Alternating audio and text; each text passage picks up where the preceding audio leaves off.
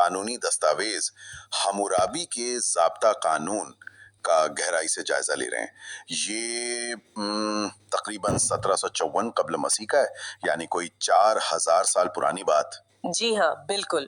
اور یہ صرف چند قانون نہیں تھے، یہ دنیا کے قدیم ترین اور مکمل ترین تحریری قانونی مجموعوں میں سے ایک سمجھا جاتا ہے۔ اچھا۔ اور خاص بات یہ کہ یہ ایک بڑے پتھر کے ستون پر کندہ کر کے سب کے سامنے ایک عوامی جگہ پر رکھا گیا تھا، تاکہ سب کو معلوم ہو۔ جی، مقصد یہی تھا کہ سلطنت میں ہر کوئی، کیا امیر کیا غریب، ان قانونوں اور ان کی سزاؤں سے واقف ہو۔ تو آئیے دیکھتے ہیں کہ یہ ضابطہ آخر تھا کیا، اس کی اہمیت کیا تھی، اور یہ اس زمانے کے معاشرے کے بارے میں ہمیں کیا کچھ بتاتا ہے۔ پہلے تو یہ بتائیں کہ یہ حمورابی کون تھا اور اسے قانون بنانے کی ضرورت کیوں پڑی؟ دیکھیں، حمورابی بابل کا چھٹا بادشاہ تھا۔ اس نے میسوپوٹیمیا یعنی آج کے عراق کے علاقے پر کوئی 42 سال حکومت کی۔ 42 سال کافی لمبا عرصہ ہے۔ جی، اس کا دور فتوحات کا بھی رہا، لیکن تاریخ اسے زیادہ تر اس کے قوانین کی وجہ سے یاد رکھتی ہے۔ اس نے یہ قوانین اس لیے بنائے، یوں سمجھیں کہ اپنی اتنی بڑی سلطنت کو، جس میں بہت سی مختلف قومیں اور ثقافتیں تھیں، ایک مرکزی نظام کے تحت لایا جا سکے، ایک جیسا انصاف قائم ہو۔ اچھا۔ اور وہ یہ دعویٰ بھی کرتا تھا کہ اسے دیوتاؤں نے، خاص طور پر انصاف کے دیوتا شماش نے، یہ کام سونپا ہے، کمزوروں کا تحفظ کرنا، ناانصافی مٹانا، یہ سب۔ تو یہ صرف ایک شاہی حکم نہیں تھا، بلکہ اس میں ایک مذہبی جواز بھی شامل تھا۔ بالکل۔ یہ ضابطہ ہمیں ملا کیسے؟ آپ نے کہا پتھر پہ لکھا تھا۔ جی، یہ ستون جو کوئی 7 فٹ اونچا ہے، یہ 1901 میں فرانسیسی ماہرین آثار قدیمہ کو ملا۔ بابل سے؟ نہیں، دلچسپ بات یہ ہے کہ یہ سوسا سے ملا، جو آج کل ایران میں ہے، بابل سے سینکڑوں میل دور۔ ہیں؟ وہاں کیسے پہنچا؟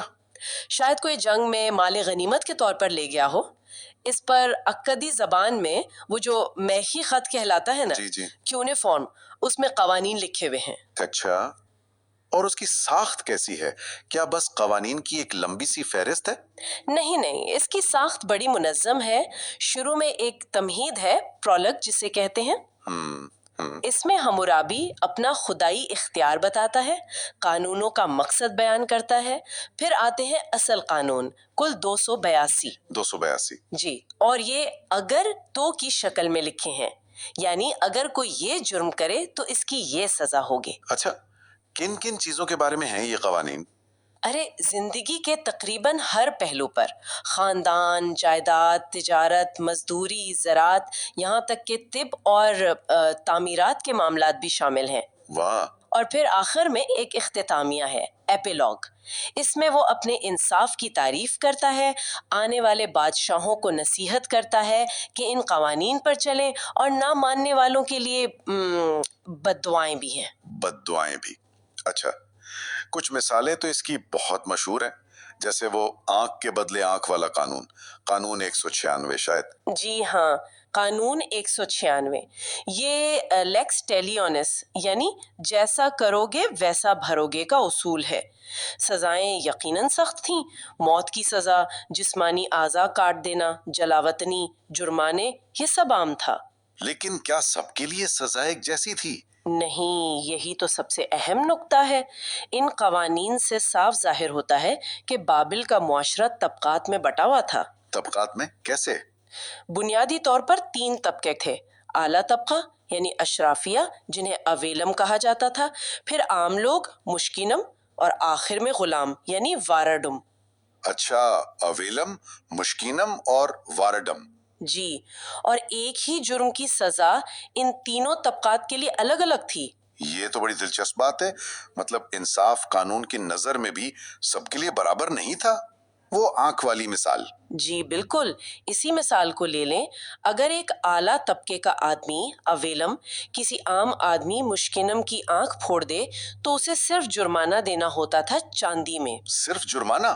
جی، لیکن اگر ایک عام آدمی مشکینم کسی اعلیٰ طبقے والے اویلم کی آنکھ پھوڑتا تو اس کی اپنی آنکھ پھوڑ دی جاتی تھی۔ اور اگر کوئی غلام کی آنکھ پھوڑتا تو سزا اس سے بھی کم تھی۔ تو یہ بالکل واضح ہے کہ انصاف کا تصور آج جیسا نہیں تھا، یہ سماجی حیثیت سے بہت گہرا جڑا ہوا تھا۔ تو پھر عدالتی نظام کیسا تھا ان کا؟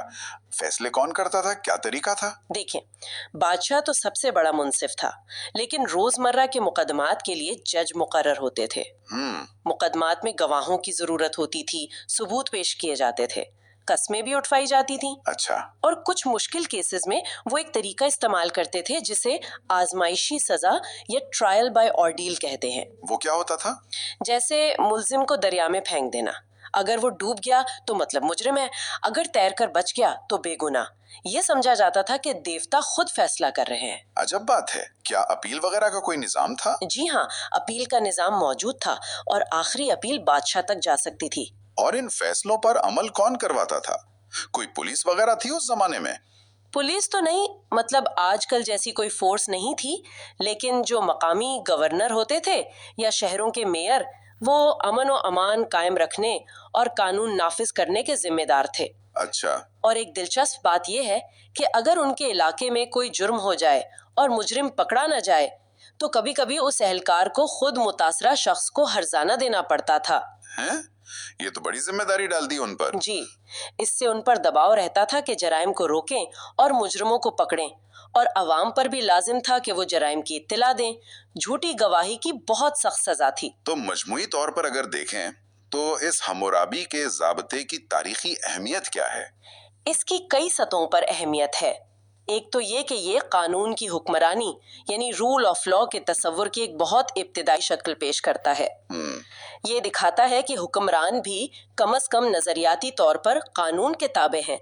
دوسرا، یہ ریاست کی طرف سے انصاف فراہم کرنے کی ایک باقاعدہ منظم کوشش تھی۔ صحیح۔ تیسرا، اس نے بعد میں آنے والی تہذیبوں کو، جیسے بائبل کے قوانین ہیں یا یونانی اور رومی قوانین، ان کو کسی نہ کسی طرح متاثر ضرور کیا ہے۔ اور یہ ہمیں اس قدیم معاشرے کے بارے میں بہت کچھ بتاتا ہے نا؟ جی بالکل، ان کی سماجی اقدار کیا تھیں، ان کا معاشرتی ڈھانچہ کیسا تھا، انصاف کے بارے میں ان کے کیا تصورات تھے، یہ سب کچھ اس ضابطے سے جھلکتا ہے۔ تو حاصل کلام یہ کہ حمورابی کا ضابطہ صرف کچھ پرانے قوانین کا مجموعہ نہیں، بلکہ یہ اس بات کی ایک اہم مثال ہے کہ انسان نے شروع میں ہی معاشرے کو ایک نظام دینے، انصاف قائم کرنے اور اختیارات کو قابو میں لانے کی کیسی کوشش کی۔ بالکل، اگرچہ آج کے معیار سے دیکھیں تو اس کی سزائیں بہت سخت لگتی ہیں اور وہ طبقاتی فرق تو بالکل ناانصافی لگتا ہے، لیکن اپنے وقت کے لحاظ سے یہ ایک بڑی پیش رفت تھی۔